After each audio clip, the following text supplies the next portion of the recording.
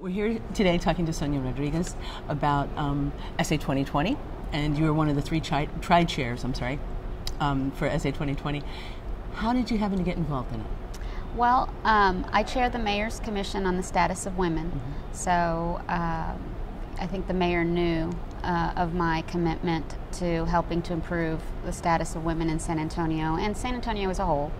And the mayor knew I was born in San Antonio. I'm a product of the school's public school system, and I was very grateful, for the opportunity to help organize the community around this process. What's the most significant thing that you've seen about this? What I see that's the most significant and impactful thing to me personally about the process is the level of participation and the involvement and the excitement in the room that's almost palpable. The feeling that you really can't quantify, but there's a feeling by the participants that they are doing good for themselves and for their community and for the future, and a real commitment to getting some work done. And that's really impressive to me. Did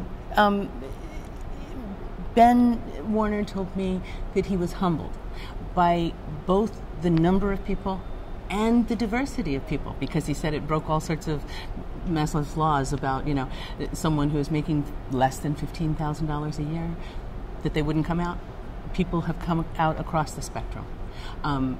How do you feel about that? Are you surprised by that enthusiasm? I'm not surprised. I'm not surprised that San Antonians come out in large numbers and want to be heard and want to effectuate change. It doesn't surprise me. I don't think it's a coincidence that in San Antonio we have the largest MLK march in the country.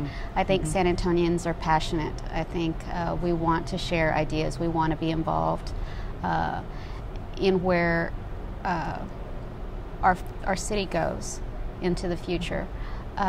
There's people in San Antonio who have a great commitment to their culture and the history of the city, and so I think those people come to the table to ensure that San Antonio retains some of that as we move forward.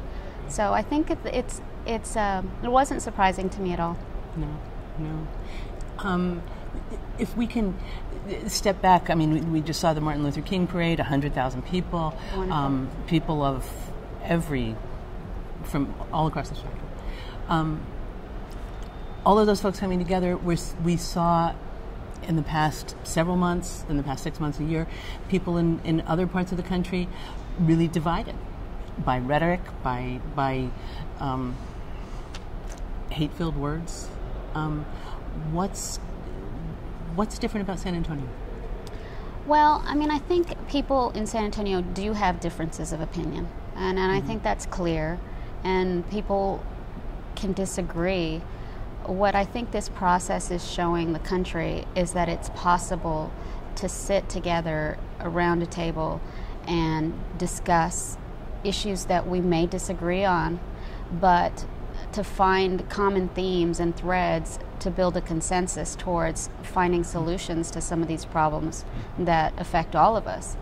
And so I'm proud of San Antonio for going through this process in such a dignified and graceful way, when in many parts of the country, it's impossible to have these types of conversations. I think it says a lot about our city, and I think it says a lot about the city's potential as we move forward.